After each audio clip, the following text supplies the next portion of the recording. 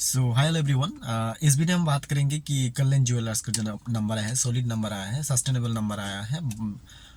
पिछले Q3 FY25 में कुछ पैनिक सिचुएशन क्रिएट हुआ था, जिस वजह से कंपनी का मतलब स्टॉक्स में फॉल आया था। बट ऑल दो बीच में कंपनी ने कॉन कॉल भी किया था। कॉन कॉल में मैनेजमेंट क्लियर भी किया था कि कंपनी के जो मतलब कंपनी का बिजनेस में, धंधे में कुछ नहीं हुआ था, कुछ फर्क नहीं पड़ रहा था। मतलब कुछ ऐसा कुछ गड़बड़ नहीं हुआ था कि बिजनेस में इम्पैक्ट हो। बट सिचुएशन पैनिक क्रिएट किया गया था और उसमें up and downs and fall आया था मार्केट में, कंपनी का बिजनेस स्टॉक्स में। ठीक है, अभी हम लोग बात करते हैं Q3 सिचुएशन जब क्रिएट हुआ था, तब कंपनी का सेल्स ग्रोथ था 39%। 39% सेल्स ग्रोथ था कल्याण ज्वेलर्स का।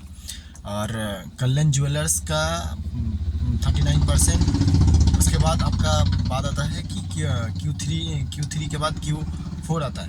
Q4 ने कंपनी ने किया था आई थिंक कितना 36% किया था।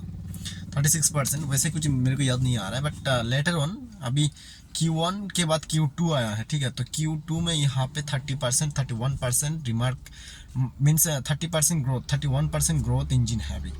So can you imagine, sustainable growth है। मैनेजमेंट के साथ कुछ हुआ नहीं, कंपनी के साथ कुछ हो नहीं रहा है। अभी इनका स्टॉक्स में 800 से डायरेक्ट नीचे 450 में आ गया। सो लगता है कि अभी इनका सस्टेनेबल के साथ मतलब अच्छा खासा रिकवरी आ रहा है। ठीक है, और क्या बोलते हैं, कंपनी का अभी एज ऑफ नाउ कंपनी के पास 300 स्टोर, जो कल्याण ज्वेलर्स का स्टोर है वो 300 है। और बाकी मिला के कैंडर, इनका जो सब्सिडरी कैंडर हो गया, फिर यूएस में जो दो इनका इंटरनेशनल स्टोर है। और कैंडर हो गया इंटरनेशनल इंडिया, और कल्याण ज्वेलर्स है। कुल मिला के इनका 300 आई थिंक 300 या 400 समथिंग है, या एक्चुअली याद नहीं आ रहा है नंबर। तो इतना कुछ है। ठीक है, तो अच्छा खासा कर रहा है कंपनी के साथ कुछ बुरा नहीं हुआ। और अभी रिसेंट इनका नंबर आया, आज ही नंबर है Q2 का FY26 का 30% रेवेन्यू ग्रोथ है इनका।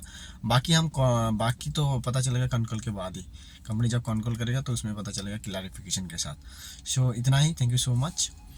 और जितना ज़्यादा हो सके हम लोग कंपनी को ट्रैक करेंगे, हम सीखने की कोशिश करेंगे। एक्चुअल हम लोग अगर जितना ज़्यादा कंपनी को फॉलो करेंगे, उतना हमारे लिए मनी डिप्लॉय में वहाँ पे फ़ायदा होता है। So thank you so much, all the best.